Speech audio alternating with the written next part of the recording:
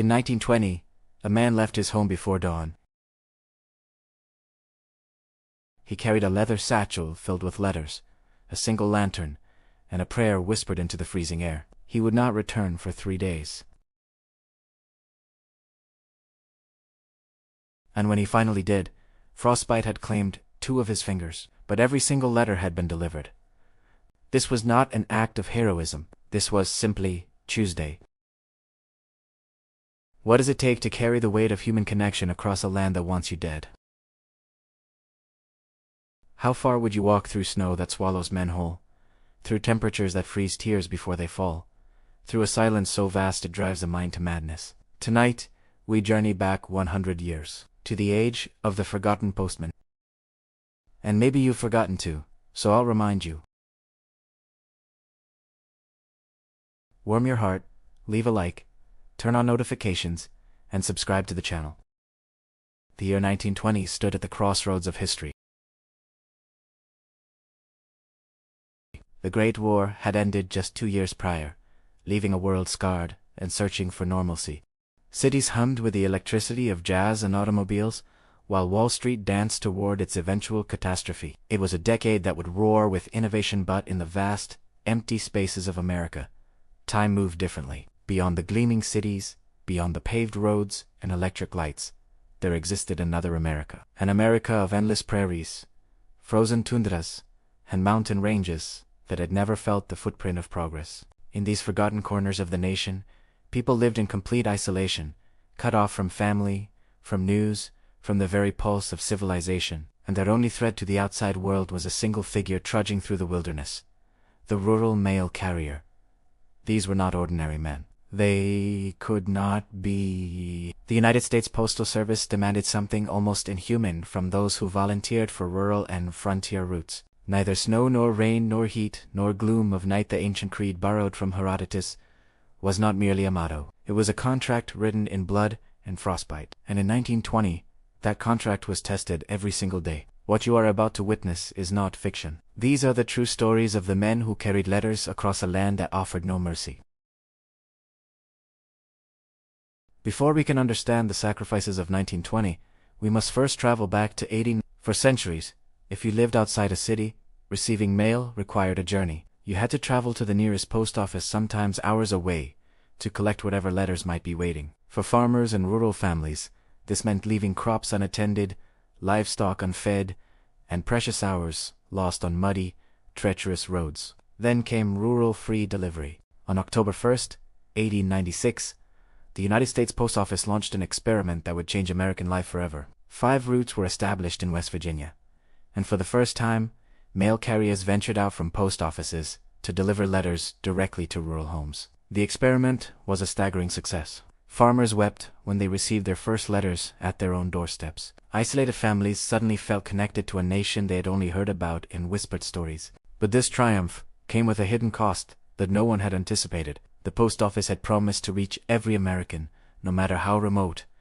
and America was vast. By 1920, over 43,000 rural routes crisscrossed the nation, covering more than 1 million miles daily. Someone had to walk those miles. Someone had to brave the wilderness that separated farmhouse from farmhouse, cabin from cabin, and that someone was often alone, carrying nothing but a bag of letters and the weight of an impossible promise. The question that haunted every rural mail carrier was simple: how do you deliver hope to people who live beyond the edge of the map? The answer would cost some men their lives, and others pieces of themselves they would never recover. If you traveled to the northern plains in the winter of 1920, you would have witnessed something that seemed to belong to another century. Across the frozen expanses of North Dakota, South Dakota, and Minnesota, mail carriers abandoned horses and wagons for something far more primitive: sleds pulled by human muscle, determination, and desperation. The rural free delivery mail sled became an icon of this era, designed specifically for terrain that horses could not navigate and automobiles could not survive. These sleds were pulled by the carriers themselves through snow that often reached their waists.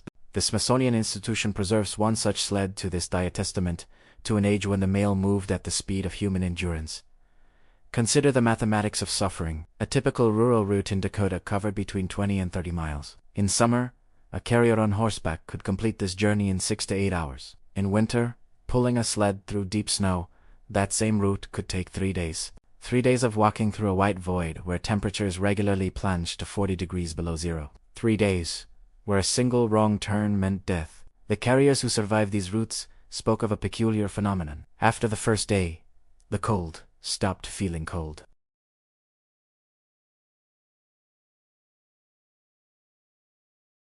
They had learned to fear comfort more than pain. Pain meant you were still alive. Comfort meant you were dying. And yet, every winter, they strapped themselves to those sleds and walked into the white, because somewhere at the end of that frozen trail, a family was waiting for news from a son who had gone to war. A widow was hoping for word from her only surviving relative. A child was dreaming of a letter that might finally arrive.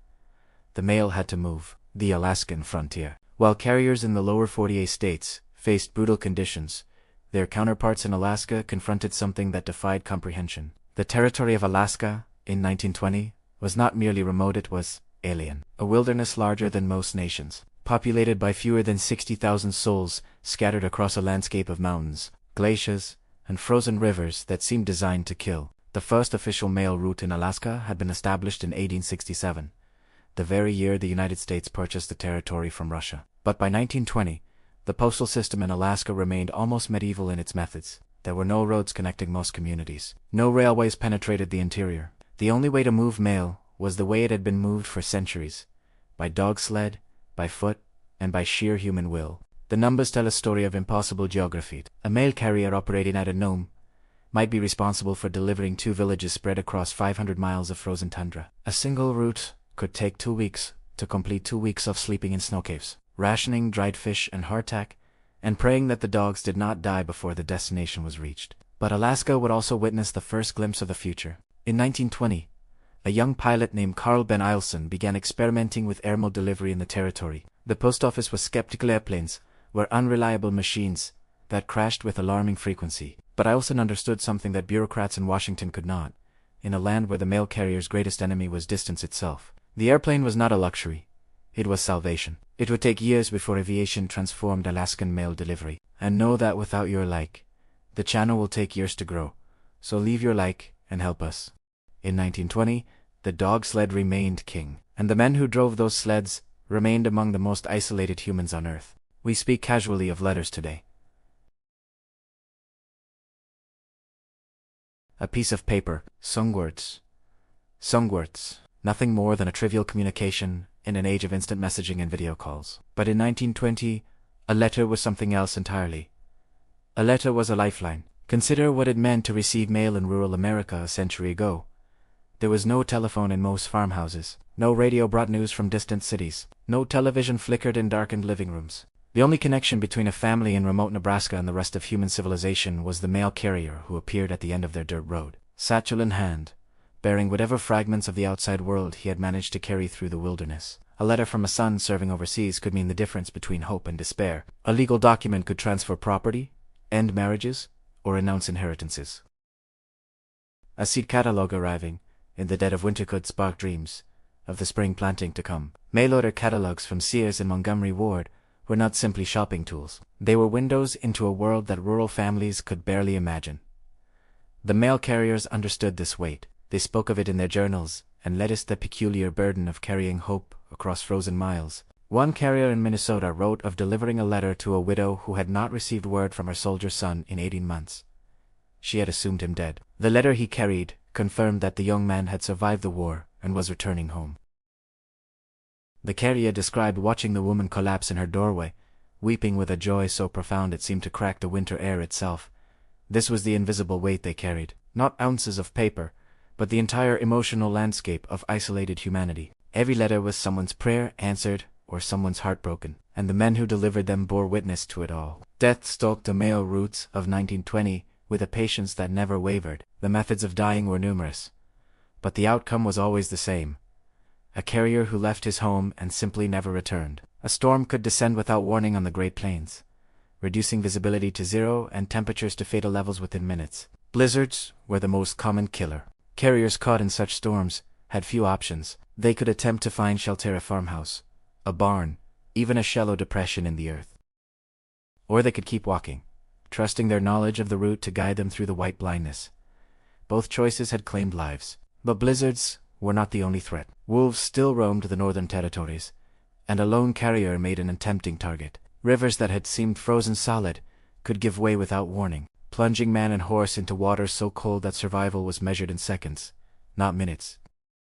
Bandits, though rare, exist desperate men who knew that mail carriers sometimes transported cash, checks, and valuable documents. Perhaps most insidious was the danger of simple exhaustion. A carrier who pushed too hard, who did not rest when rest was needed, could find his body simply refusing to continue.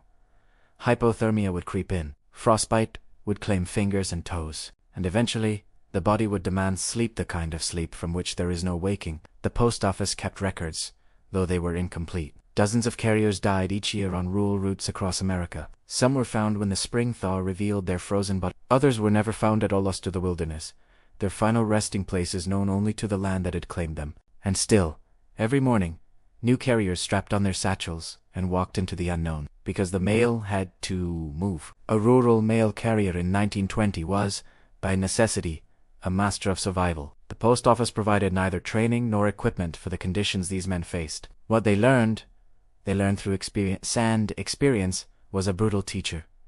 The satchel itself was a work of careful engineering, made from thick leather, treated with oils to resist moisture. It hung from the carrierist's shoulder at precisely the right height to allow free movement while protecting its contents from snow and rain. Inside, the letters were wrapped in oilcloth, final barrier against the elements that could render a letter illegible, and therefore worthless. Clothing was a matter of life and death. Carriers in northern routes wore layers of wool beneath heavy canvas coats. Wool, they had learned, retained warmth, even when vita crucial pupati, when sweat and snow were constant companions. Boots were lined with straw or newspaper for insulation. Hands were protected by thick mittens, though many carriers sacrificed warmth for dexterity, preferring thinner gloves that allowed them to sort mail without removing their hand protection. The most experienced carriers developed an almost supernatural awareness of weather patterns. They learned to read the clouds, the behavior of animals, the subtle shifts in wind that preceded storms. This knowledge was passed from veteran to rookie in an oral tradition that the post office never officially acknowledged,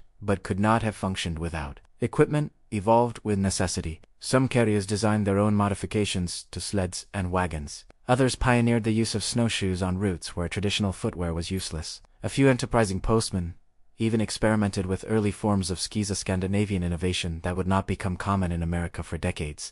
But no amount of equipment could substitute for the most essential tool of all, the will to continue when every fiber of the body screamed for rest. This was something that could not be issued or purchased. It could only be forged in the crucible of the route itself. To understand why men sacrificed so much to deliver the mail, we must understand the communities they served. Rural America in 1920 was not simply geographically isolated, was existentially separated from the broader currents of American life. A family living on a homestead in Montana might be 30 miles from their nearest neighbor. The trip to town for supplies, for medical care, for any contact with civilization might take days. Children grew up having never seen a city, never ridden a train, never witnessed the electric lights that were transforming urban America. Their entire world was bounded by the horizon visible from their farmhouse door. For many rural families, the carrier was the only regular visitor they received. His arrival was an event anticipated, celebrated, and remembered. Children would watch from windows for the distant figure approaching through the snow. Wives would prepare small gifts of food or coffee. The carrier himself became a familiar presence, almost a member of the extended family. This relationship imposed its own obligations. Carriers learned the names of children, the health conditions of elderly relatives, the hopes and fears of families they visited week after week. They became informal messengers, carrying news by word of mouth that would not fit in any letter. They noticed when something was wrong, when a family seemed to be struggling, when a farmer's health was failing, when children showed signs of malnutrition. In many cases, mail carriers were the first to alert authorities to emergencies on their routes. A farmhouse with no smoke rising from its chimney in winter demanded investigation. A family that had not been seen in weeks required a welfare check. The mail carrier was often the only person who would notice and the only person who could summon help. This social function has been largely forgotten by history. We remember the mail carrier as a deliverer of letters. We forget that he was also, in many cases, the only thread connecting isolated families to the rest of human society. By 1920, the first signs of change were already visible on the horizon. The automobile, still a novelty in rural areas, was beginning to demonstrate its potential. And you? Show your potential by liking and subscribing to the channel. where roads existed and roads were being built at an unprecedented rate. A mail carrier in a Model T could cover his route in hours rather than days. The United States Post Office recognized this potential, though it moved with characteristic bureaucratic caution. In some regions, carriers were encouraged to purchase their own automobiles and were compensated for their use. The results were dramatic. Routes that had required 3 carriers working continuously could now be served by a single man with a reliable vehicle. But the transition was neither smooth nor complete. Automobiles were expensive far beyond the means of most rural carriers. They required fuel that was not always available in remote areas. They broke down with frustrating regularity, leaving carriers stranded on roads that were often little more than wagon tracks. And in winter, they were nearly useless, their thin tires unable to grip snow, their engines refusing to start in extreme cold. The hybrid era that emerged was perhaps the strangest chapter in postal history. A carrier might use an automobile in summer and fall, then switch to a horse-drawn wagon in early winter, and finally resort to a hand-pulled sled when the snow became too deep for any animal or machine. Each transition required different skills, different equipment, and different strategies for survival. Some veteran carriers resisted the change entirely. They had spent decades learning the rhythms of horse and sled, the subtle arts of navigation and survival that no machine could replicate. For them, the automobile was not progressive, was an intrusion, a disruption of patterns that had kept them alive through countless winters. But the future was inevitable. By the end of the 1920s, the automobile would dominate most rural mail delivery. The era of the walking carrier, the man who pulled his own sled through the snow, was drawing to a close. Those who had lived it would become legends, and then, slowly, they would be forgotten. What became of the men who carried the mail through the most brutal years of rural delivery? Their fates varied as widely as the routes they served, but certain patterns emerged from the historical record. Many carriers bore permanent reminders of their service. Frostbite was so common as to be almost unremarkable. A carrier who served 5 winters on a northern route could expect to lose at least one finger or toe, so me los more. Archival photographs from the era show elderly former carriers displaying hands that are missing multiple digits, feet that required specially constructed shoes, faces scarred by exposure that no medicine could repair. The psychological toll was harder to measure but equally real. Extended isolation weeks spent alone in the wilderness left marks on the mind that time could not erase. Some carriers became unable to tolerate crowds upon their retirement. Others developed what we would now recognize as post-traumatic stress, haunted by memories of near-death experiences that their era had no vocabulary to describe. Yet many carriers looked back on their service with something approaching reverence. They had done something that mattered. They had carried hope to people who had no other source of it. They had held together the fragile web of connection that bound isolated communities to the rest of the nation. This sense of purpose sustained them through suffering that would have broken lesser men. The Postal Service itself offered little recognition. There were no medals for mail carriers who survived blizzards, no ceremonies honoring those who lost fingers to frostbite. The institution expected sacrifice as a matter of course. When a carrier fell, another took his place. The mail continued to move. Only now, a century later, do we have the perspective to see what these men accomplished. They were not soldiers, yet they faced dangers as real as any battlefield. They were not explorers, yet they charted the geographies of human connection across a continent. They were simply mail carriers, and in being simply that, they became something extraordinary. Let us return, finally, to that carrier we met at the beginning of our journey, the one who left before dawn, carrying his leather satchel into the frozen dark, the one who would not return for 3 days, the one who would lose 2 fingers to deliver every letter in his charge. His name has been lost to history. He was one of thousands, perhaps tens of thousands, who walked similar routes in similar conditions during those years. He appears in no official records, receives no mention in any archive. He is simply a figure glimpsed at the edge of historical memory, a shadow moving through the snow. But we know certain things about him. We know that he rose before sunrise because the light hours were precious and few. We know that he checked his satchel 3 times before leaving, once for letters, once for emergency supplies, once from habit born of experience. We know that he wore wool beneath canvas, that his boots were lined against the cold, that he carried dried meat and hard bread that would sustain him when no shelter could be found. We know that somewhere on his route, the blizzard came. We know that visibility dropped to nothing and temperature fell to depths that humans are not meant to survive. We know that he kept walking because turning back meant the mail would not be delivered, and the mail had to be delivered. We know that when he finally reached home, his family did not recognize him at first. The frost had transformed his face into something inhuman. His hands were black where the cold had killed the tissue. He could not speak, his throat raw from the frozen air he had breathed for 3 days. But he had delivered every letter. This was the bargain that rural mail carriers made with America. They would carry the weight of human connection across impossible distances.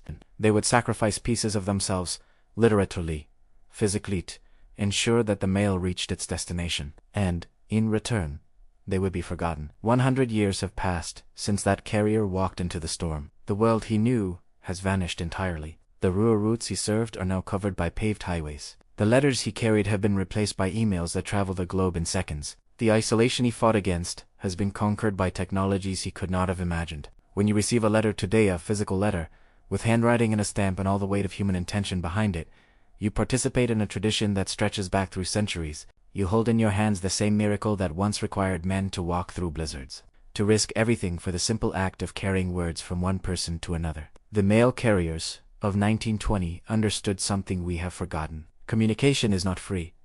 Connection costs something, physically, painfully, with sacrifice that leaves permanent marks. Messages fly around the world at the speed of light. We have conquered distance, defeated isolation, eliminated the barriers that once separated human from human, or so we believe. But perhaps we have also lost something. Perhaps the ease of our communication has made us forget its value. Perhaps we need to remember that once, not so long ago, a man was willing to walk 3 days through a blizzard, willing to risk his very life just to deliver a letter. Just to remind someone, somewhere at the end of a frozen road, that they were not forgotten, that they were still connected to the rest of humanity, that the distance between souls could be crossed, no matter how vast. The mail carriers are gone now. Their era has passed into history, then into legend, and finally into silence. But what they carried remains. The human need for connection, the stubborn insistence that no distance is too great, no obstacle too daunting. When what we carry matters, remember Tin. The men who walked through the storm, the men who proved, with every frozen step, that some things are worth any cost. If this journey through history moved you, if you found yourself thinking about the forgotten sacrifices that built the world we inherit, then you are not alone. This channel exists to uncover these lost stories, to shine light on the ordinary people who accomplished extraordinary things. Every week, we travel back in time to discover truths that textbooks overlook. We explore the strange, the forgotten, and the remarkable. We remind ourselves that history is not just the story of kings and generals. It is the story of mail carriers and farmers, of ordinary men and women whose courage shaped the world. If you want to continue this journey, subscribe to this channel. Press the notification bell so you never miss a new exploration of the past. Leave a comment below telling us what historical topic you want us to investigate next. And share this video with someone who appreciates stories of human endurance. Someone who might look at their next letter or their next email with new appreciation for the centuries of sacrifice that made such communication possible. Thank you for watching. Thank you for remembering.